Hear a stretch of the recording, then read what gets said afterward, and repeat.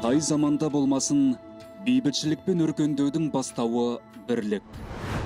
Ынтымағы жарасқан елдің ырысы артады. Ауыз біршілігі бар жұрттың алар асуы көп. Осыған орай ислам дінінде елді бірлікпен өзара ынтымаққа, жамағат болып ұйысып топтасуға шақырған өсиеттер көп. Мәселен, хадистердің бірінде пайғамбарымыз Мұхаммед Мұстафа саллаллаху алейхи уассалам үмбетіне: сендерге жамағатпен бірге болу міндет. Бөлінуден сақ болыңдар. Расында шайтан жалғызбен бірге, ол екеуден алысырақ. Кім-дегім жәннаттың кеңшілігін қаласа, жамағатпен бірге болсын деген.